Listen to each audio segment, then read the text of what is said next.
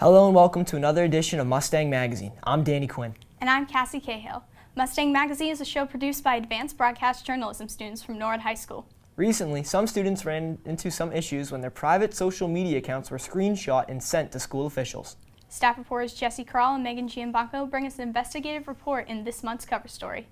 Teenagers are using social media, and those that have accounts set to private are finding out that nothing is truly private. I had posted something and it was interpreted the wrong way, and somebody screenshotted it, and people screenshot things and they send them around, and things can get around. And things did get around, all the way to the NHS administration. Principal Jonathan Bourne says students need to understand that once a concerned student or parent involves him in the matter, he has a responsibility to make sure students are safe. You know, we will always meet with the student to discuss that with them, and at a minimum, have a conversation with that student and call home just to make sure everyone's aware of whatever that behavior is. And if the behavior is breaking the law, it can be a bit more serious. School Resource Officer Paul Murphy says social media can be used as part of a police investigation. And usually when you go on into Facebook or Instagram or the other social media things, you're looking for one thing in particular, like maybe a conflict between a couple of kids,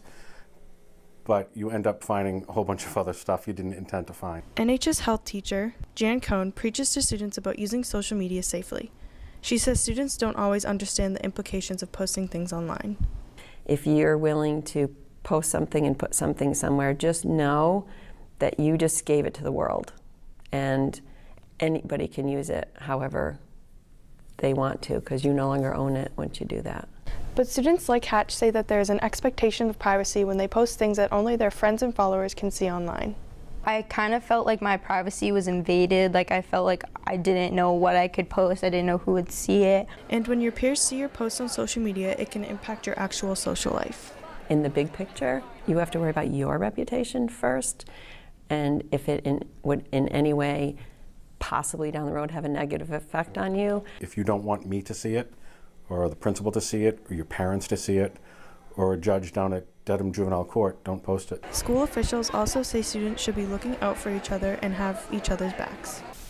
I think it would be smart if you knew somebody was doing something that would be problematic to let them know.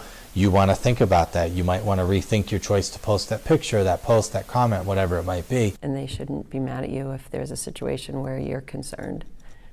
So always safety first. Common sense is you want to have a conversation with your friends first, and then if you don't get anywhere, then maybe bring it to an adult's attention. As for Lexi Hatch, she'll tell you she learned a big lesson from having her private account screenshot. Everything that you post, it could come back to you in some way. If you delete something, it's not deleted. It's kind of better, I guess, to keep your circle smaller, or be really careful who you trust and what you're posting. And as long as social media continues to grow, it looks like teenagers will need to be cautious of the dangers. Reporting from Mustang Magazine, I'm Jesse Carl. Thanks, girls. Hopefully students understand that once something is posted, there's a good chance it will last forever. Next up, we meet a Norwood resident who's trying to find homes for the stray cats in the local area. Juniors Ryan Crowley and Alyssa Nauman report. Meet Sasha. She is one of the many cats in the Bay State Animal Cooperative Program at the Norwood Petco.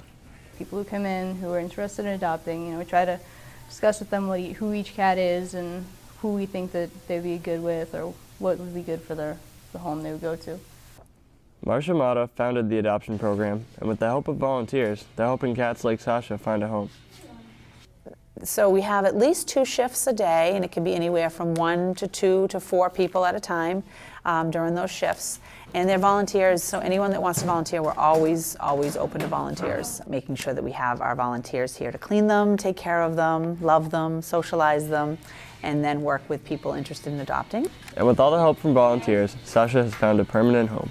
She was part of a home where a woman had, I think, 11 cats or something like that, and a few of them ended up here. Sasha has a new family now, but it might be weeks before the other cats in the center find homes. And since it's a no-kill organization, it can be challenging to manage. Everything we do, we take 100% responsibility for every cat we take. We show them, present them to the public, take care of them, and try to get them all adopted. When a cat is cleared to be adopted, interested owners can stop by for a presentation. And with as many as a dozen cats on hand, They're sure to be a feline friend to fit any family. But we never look at any of adoptions as temporary. We look at it as a permanent situation. If you have an animal, that this animal will get along with that animal, or if there's young kids, we want to make sure we have the right cat or for them. And though Mata says adopting a cat can be a process, they're committed to caring for the cats no matter how long they stay. We take every animal for what they are, and we treat them and care for them to the end of their life, whether they have a disease, whether they have a sickness, or in some cases they just have attitude, or catitude, I should say. Reporting for Mustang Magazine, I'm Ryan Crowley. Thanks, guys. It's nice to see Norwood residents taking care of the stray animals in our town. Now it's time to meet another Norwood resident who's lived here for a while. She actually came here all the way from Scotland. And recently, she became an American citizen. Here's Jenny King and Jake Smelster with the story.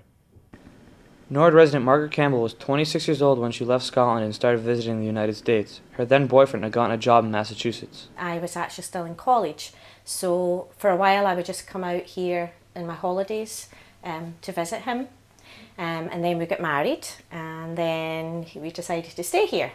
Over 20 years and a child later, she's proud to say she's not just a visitor anymore. Campbell started the process of becoming an American citizen just a few years ago and says it's no easy task. Well, when you first come over, you have a visa.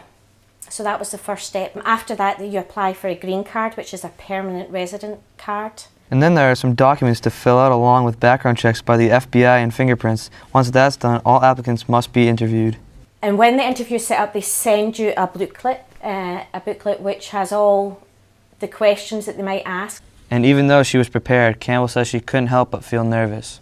As I say, it's like when you take an exam or anything, you've studied, and you hope that you remember it. But then when you're sitting there, you get nervous, and so you wonder if, will my mind go blank? Will I remember? I was a little bit nervous too, because they're a little bit intimidating, and then you're worried that they're going to say, no, you can't go, and then make you leave, But Margaret's hard work finally paid off this past November. She remembers how she felt on the day she became a citizen. You look around and you see all these people that are becoming citizens too, but there was people around us that you could see that were leaving their country because their country wasn't good for them. I definitely could see for some people it really meant an awful lot. While Margaret was very happy, her daughter Fiona was also very excited for her mother. My mom becoming a U.S. citizen is amazing, and I'm proud that she did it. Now a legal American citizen, Campbell hasn't forgotten where she came from and her half a life in Scotland. I spent more than 20 years of my life in Scotland. That's where I grew up, so that kind of shapes you who you are, and it will always be home. It's always kind of where your roots are. Reporting for Mustang Magazine, I'm Jake Smelster. Congratulations to Margaret for completing the naturalization process. Immigration has been a big issue in politics lately. In this next story, we meet a student who has a big passion for politics, and he started an organization for students interested in knowing the issues. Emily Rooney and Megan Quinn introduce us the Young Democrat. If you care about something, I just think you should do something about it instead of just sitting by doing nothing, because you really shouldn't complain if you're not making an effort to fix it. Michael Dooley is a junior at Norwood High School who has a passion for politics and founded the Young Democrats of Norwood. I founded the club because there wasn't anything like it, and I'm a member of the Norwood Democratic Town Committee, but I'm the youngest one there by at least 20 years. So one day I thought it would be nice to just get one for our age group, and it's been nothing but a success so far. The people are great, working hard. He uses his interests to be a leader in his community. Well, I'm the president and chairman. I oversee everything that goes on and what we do and lead the club, and I also handle any external relations and just run the meetings. I love it. It means a lot to me. I care about others. I've known that I've wanted to go into public service and government since I was about 10 or 11, so I just never knew where I stood on the political spectrum, so eventually I started to read up on some issues and learned about each party and what they do and what they believe, and I read the platforms actually very carefully, and it was just an easy choice for me. I chose to be a Democrat because my views are really similar to the platform, and especially on the social equality. Although choosing his political party was easy, Michael learned to guide other kids in their decision. Well, even if you're not sure what your beliefs are, everyone's different, everyone coming out. It's a lot of fun. If you're unsure, it's a great learning experience, and I recommend it. It's been great. Reporting for Mustang Magazine, I'm Emily Rooney. Thanks, guys. If you'd like to join the Young Democrats of Norwood, see their Facebook page for more information. It's time to head to the parking lot for this next report. The high school has changed its student drop-off procedures. Recently, I had a chance to speak to the director of Building and Grounds, Paul Riccardi. Here's the story with camera work by Grace Gillis. The Norwood High drop-off lane has not always been known for being efficient, but administrators have started taking steps to make the lanes safer and easier for both students and drivers. The main road here had no speed bumps, and cars were going really fast on this main road. This actually drop-off lane was wide enough for 2 cars.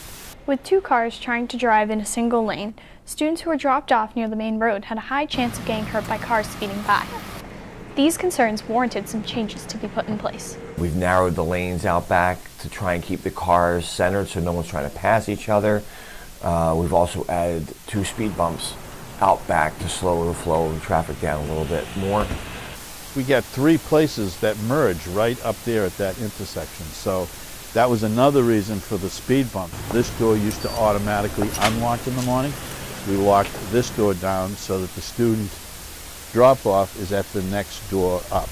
Student Erin Murphy is one of many who aren't happy about this change. I would say that the drop-off lane definitely makes it harder for kids that can't drive to school get there later, because personally I've been dropped off at like 7:40 and I gotta get to class and I'm late because I can't go to the far right door. But even with all these changes, the drop-off lane is still a work in progress.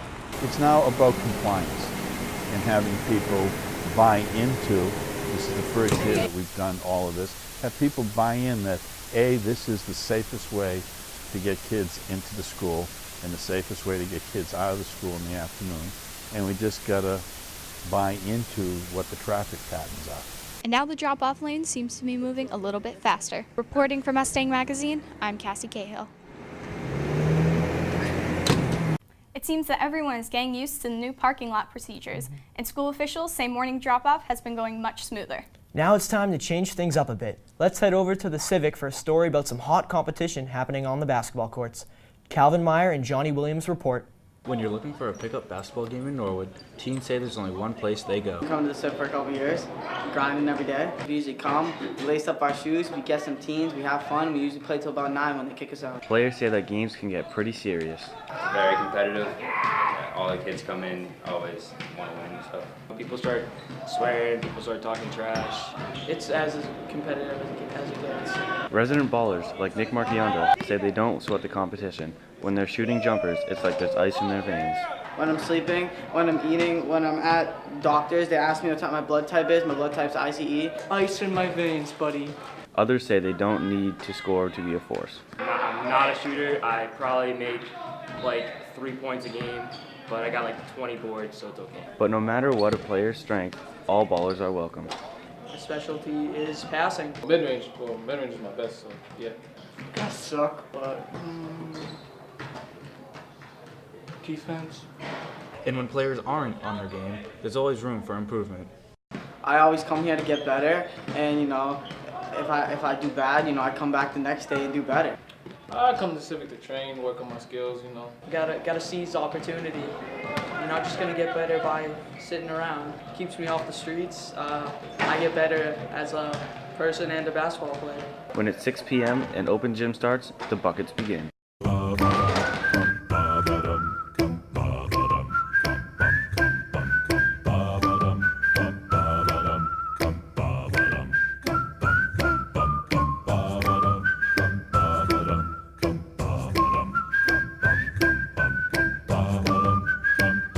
Reporting from Mustang Magazine, I'm John Williams. Ice in my veins. Thanks, guys. Looks like a fun time balling at the Civic.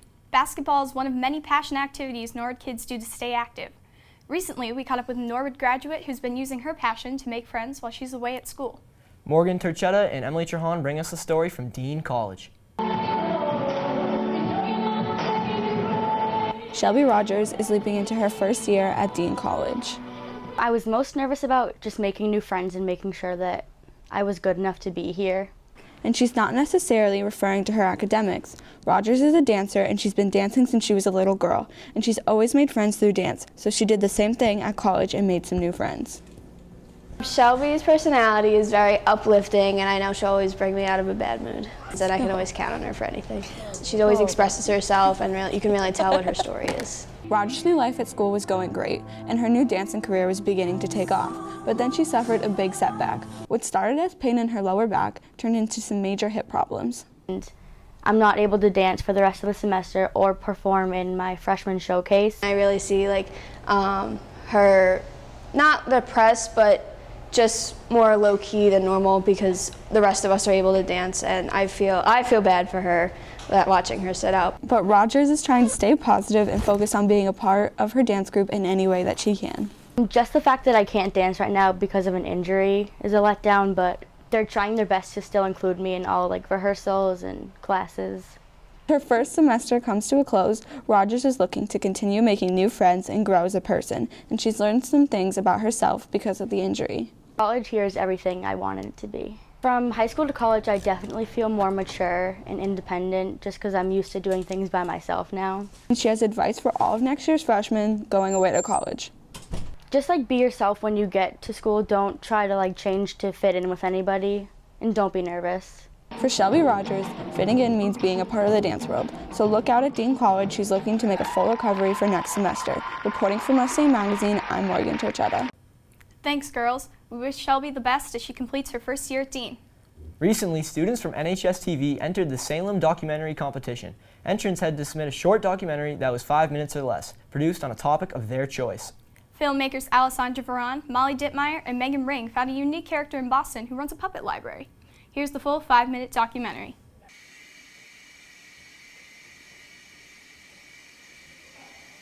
In Public Alley 437 behind Newbury Street's Emmanuel Church, the door to one of Boston's most unique libraries can be found.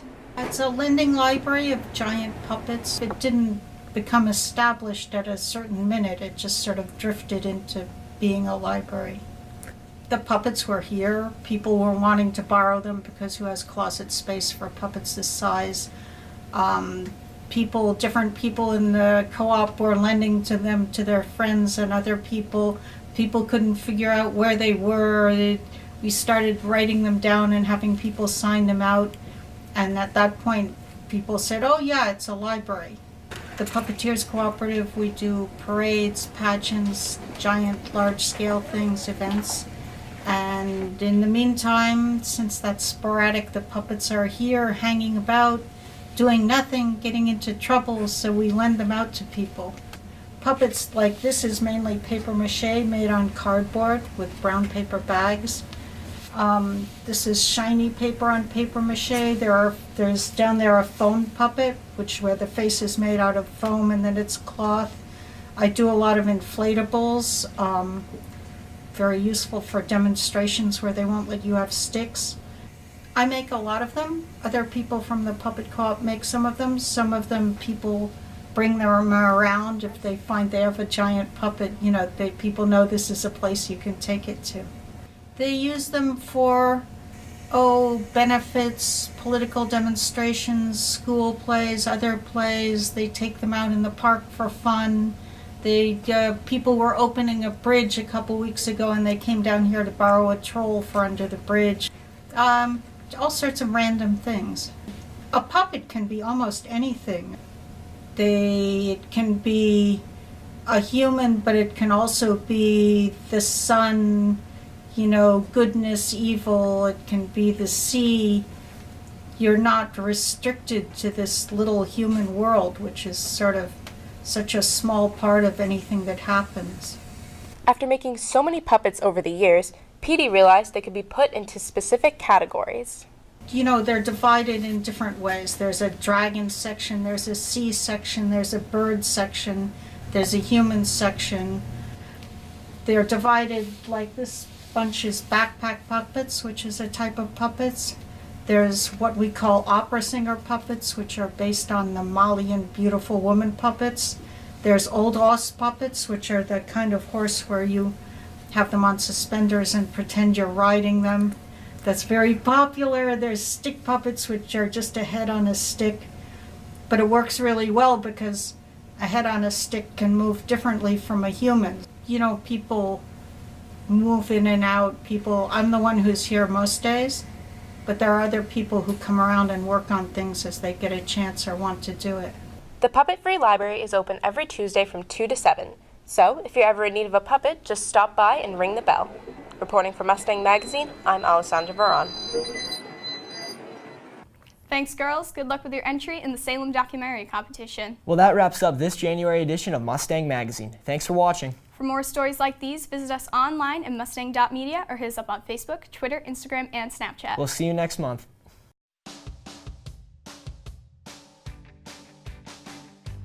Next up, we meet a Norwood resident who's trying to find homes for the stray cats in the local area. Juniors Ryan Crowley and Alyssa Nauman report. Meow. I'm not saying meow. I'm not saying meow. Congratulations to Margaret for completing the naturalization process. Immigration has been a big issue in no.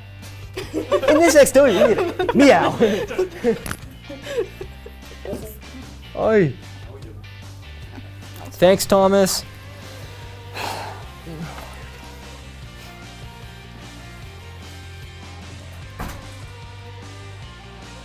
Thanks, girls. Good luck with your entry in the Salem documentary competition.